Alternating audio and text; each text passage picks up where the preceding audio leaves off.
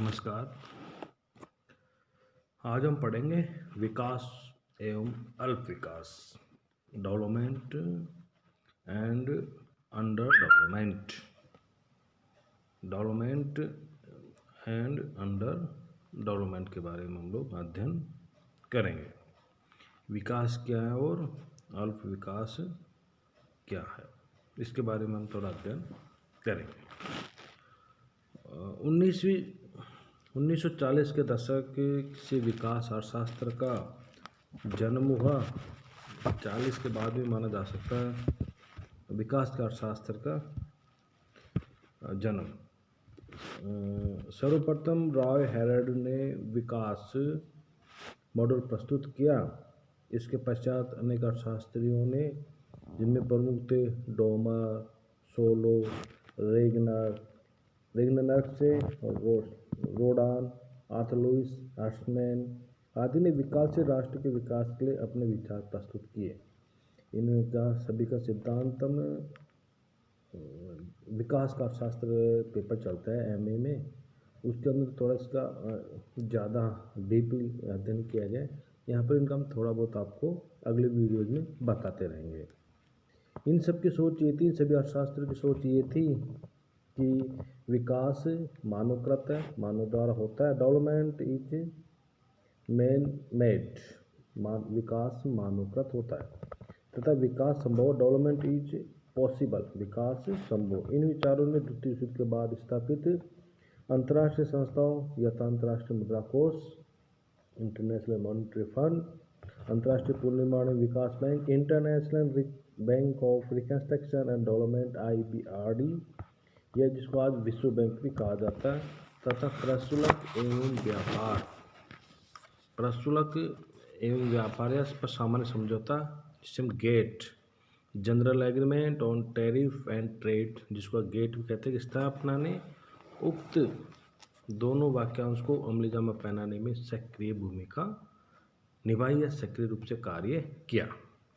बाद में यह सोच बलवृत होती गई कि गरीबी केवल घरेलू कारणों से ही नहीं है, इसमें अंतर्राष्ट्रीय प्रभाव भी स्पष्ट दृष्टिगोचर होता है। अनेक विचारकों ने यूरोपीय राष्ट्रों इंग्लैंड, स्पेन, पुर्तगाल और फ्रांस के द्वारा अपने आधिपत्य में जो राष्ट्र या क्षेत्र इनकी कॉलोनीज के रूप में थे, उनका इन्होंने भरपूर शोषण किया, जैसे इंग्लैंड ने इंडिया का किया।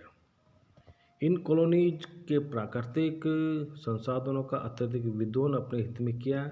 ऐसे शोषण के कारण इन गुलाम राष्ट्रों का आर्थिक विकास अवरुद्ध हुआ। अब जबकि यह माने जाने लगा है कि विकास मानवकृत है और संभव है, तथा अनेक अर्थशास्त्रियों ने आर्थिक विकास के लिए पूंजी की उपलब्धता की सबसे बड़ी बाधा माना है, अतः इन गुलामी, पिछड़े या गरीब देशों के लिए पूंजी को जुटाने के लिए विकसित राष्ट्रों पर दबाव पड़ने लगा। फिर यह धारणा है कि आज के विकसित राष्ट्रों का विकास काफ़ी सीमा तक गरीब देशों के शोषण से हुआ है। यह और भी नैतिक रूप से जरूरी हो गया है कि विकसित राष्ट्र इन गरीब देशों के आर्थिक विकास के लिए जरूरी पूंजी तथा तकनीकी की उपलब्धता में सहयोग करें, क्योंकि उन गरीब राष्ट्रों के बिहाफ पर ही इन अमीर राष्ट्रों का विकास हुआ है। 1950 के दशक में विश्व बैंक के माध्यम से गरीब देशों के आर्थिक विकास के लिए आवश्यक पूंजी की उपलब्धता करने का कार्य प्रारंभ हुआ।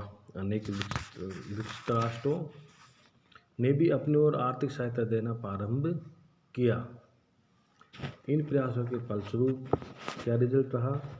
इन राष्ट्रों ने आर्थिक विकास की प्रक्रिया प्रारंभ हुई। इन गरीब राष्ट्रों में आर्थिक समृद्धि, इकोनॉमिक ग्रोथ का आशय राष्ट्रीय आय में सतत वृद्धि से है।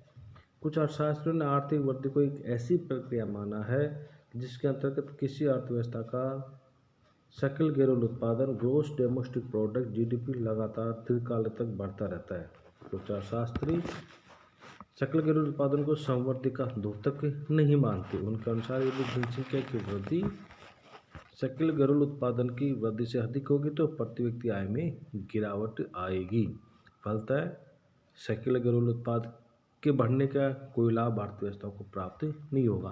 जनसंख्या ज़्यादा बढ़ेगी और GDP कम बढ़ेगी तो निश्चित तौर पर प्रति व्यक्ति आय गिर जाएगी। इस बारे में साइमन कुजनेट्स का मानना है कि आर्थिक संवृद्धि की अवस्था में बढ़ती हुई जनसंख्या के साथ साथ प्रति व्यक्ति उत्पाद या आय में वृद्धि होनी चाहिए, तो इकोनॉमिक डेवलपमेंट कहलाएगा, नहीं तो नहीं कहलाएगा। आर्थिक विकास के बारे में अध्ययन करते हैं कि इकोनॉमिक्स डेवलपमेंट क्या है। अभी हमने देखा इकोनॉमिक्स ग्रोथ। देखिए आर्थिक विकास, इकोनॉमिक्स डेवलपमेंट किसे कहते हैं। इसका अर्थ है कि आर्थिक ग्रोथ के साथ साथ परिवर्तन, इकोनॉमिक्स ग्रोथ विथ चेंज होना ही चाहिए। सकल घरेलू उत्पाद या आय या प्रति व्यक्ति आय में वृद्धि के आर्थिक व सामाजिक ढांचे में परिवर्तन आर्थिक विकास को इंगित करता है। वापिस देखिए कितना अच्छी चीज लिख रखी है, वापिस हम आपको सुनाते हैं इसके बारे में।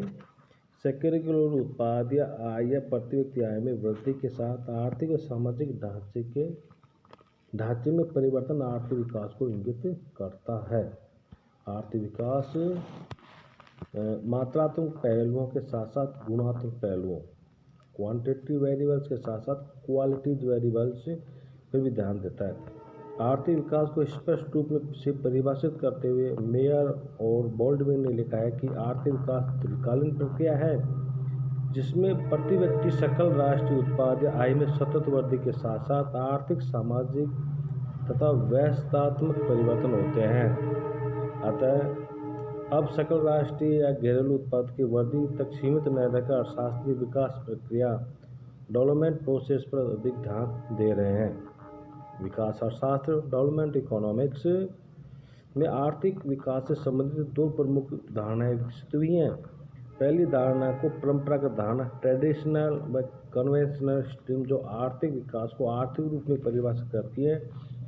यह धारणा आर्थिक विकास में सकल राष्ट्रीय उत्पाद में प्रतिवर्ष 5 से 7% की वृद्धि के साथ उत्पादन और रोजगार के संरचनात्मक परिवर्तनों को बताती है। साथ ही धीरे धीरे कृषि क्षेत्र का राष्ट्रीय आय तथा रोजगार में कमी और औद्योगिक क्षेत्र में वृद्धि को इंगित करती है, जिससे देश का औद्योगिकरण हो।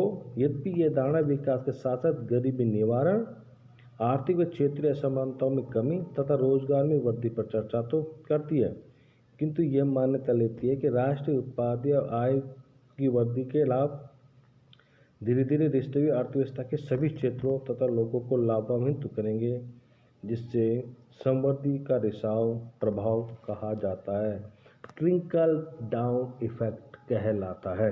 लेकिन आर्थिक विकास के इतिहास को देखें तो हम पाएंगे कि पिछले 50 वर्षों के सतत आर्थिक समृद्धि के बावजूद गरीब देशों में 40% जनसंख्या को किसी विकास का कोई लाभ नहीं पहुंचा है।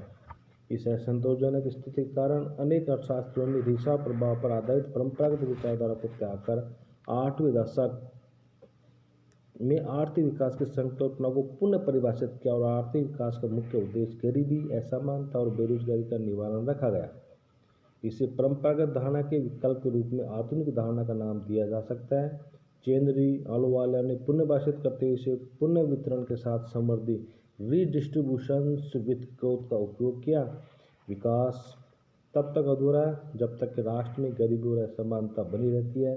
अतः विकास का प्रमुख उद्देश्य आय का पुनर्वितरण कर आय की जनसंख्या के विभिन्न वर्गों में समानता स्थापित होना चाहिए। इस संदर्भ में किंडलबर्ग और हेरिक का कथन प्रासंगिक है। आर्थिक विकास की परिभाषा प्राय लोगों के भौतिक कल्याण में सुधार के रूप में की जाती है। जब किसी देश में खासकर नीचे आय वाले व्यक्तियों के भौतिक कल्याण में वृद्धि होती है, आम आदमी को अशिक्षा, बीमारी और कम उम्र में मृत्यु के साथ गरीबी से छुटकारा मिलता है। लोगों का मुख्य व्यवसाय कृषि के स्थान पर उद्योग होता है, जिससे उत्पादन के स्वरूप में और उत्पादन के लिए इस्तेमाल होने वाले कारकों में परिवर्तन होता है। कार्यकारी जनसंख्या का अनुपात बढ़ता है और आर्थिक तथा दूसरे किस्म के निर्णयों में जन भागीदारी बढ़ती है, जिससे अर्थव्यवस्था का स्वरूप बदलता है और हम यह कहें कि देश विदेश में आर्थिक विकास हुआ। किंडलबर्ग और हेरिक के कथन को आगे बढ़ाते हुए डल्लिस यश ने विकास के संदर्भ में कुछ आधारभूत तथा स्पष्ट प्रश्न किए।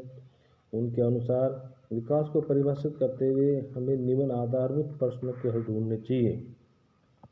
वे यह है, क्या गरीबी के स्तर में कमी आ रही है?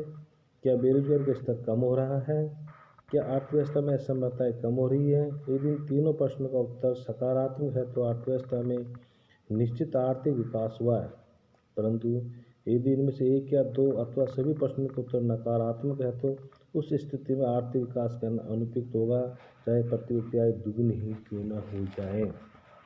सामान्य भाषा में विकास का अर्थ दीर्घकाल में राष्ट्रीय उत्पादन या आय वृद्धि के साथ साथ गरीबी, बेरोजगारी और असमानता में कमी तथा जनसाधारण के जीवन स्तर में वृद्धि, शिक्षा, चिकित्सा व पोषण में सुधार, औद्योगिकरण, व्यावसायीकरण, वाणिज्यकरण आदि में वृद्धि तथा आधारभूत ढांचे जैसे बिजली, पेयजल, सिंचाई, सड़क तथा राजमार्ग, भंडारण, गरीबी निकास व सीवरेज आदि की पूर्ति में पर्याप्त उपलब्धता, बैंकिंग, बीमा, आमोद प्रमोद के साधनों में विकास और विस्तार, इन सभी तत्वों में उपलब्धता तथा विस्तार जिनसे आम नागरिक का रहन सहन व जीवन स्तर सुखमय, शांतिमय और आराम का हो, ऐसी स्थिति सभी विकसित राष्ट्रों में पाई जाती है।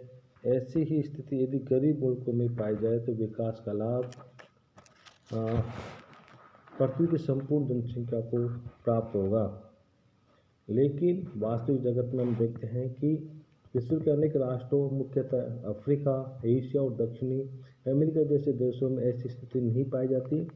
सेकेंड वर्ल्ड वार से लेकर आज तक यद्यपि आर्थिक विकास अवश्य हुआ है, किंतु इन राष्ट्रों में गरीबी में बहुत कम हुई है, गरीबी ज़्यादा कम नहीं हुई है।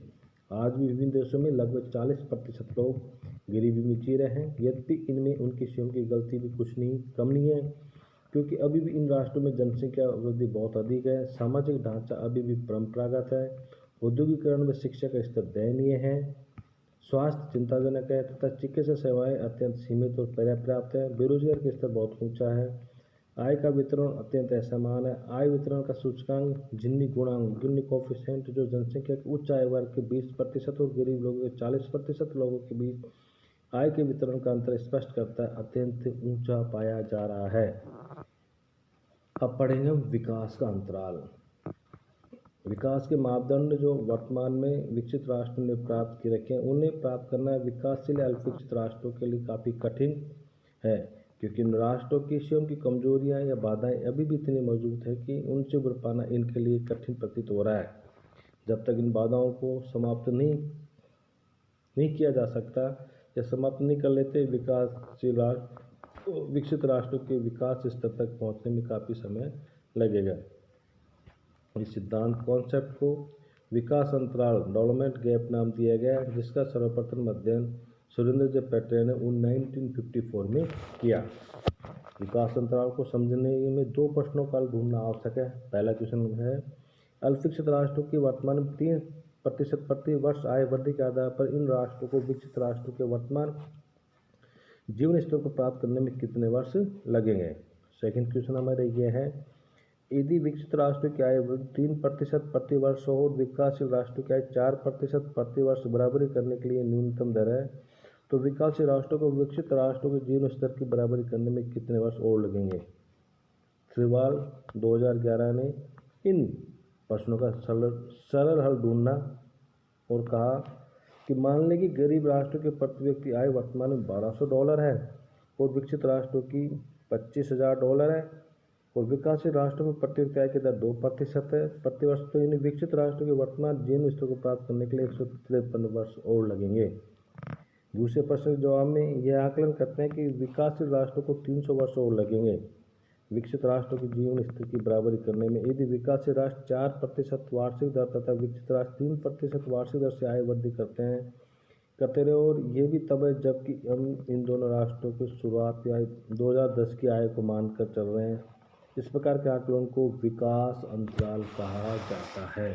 अतः आज की वीडियो के द्वारा हमने आपको विकास की बताया, अल्प विकास के बारे में बताया, आर्थिक विकास के बारे में बताया, विकास अंतराल के बारे में बताया। अगला जो हमारा वीडियो है वह आएगा अल्प विकास के बारे में, अंडर डेवलपमेंट के बारे में। नमस्कार।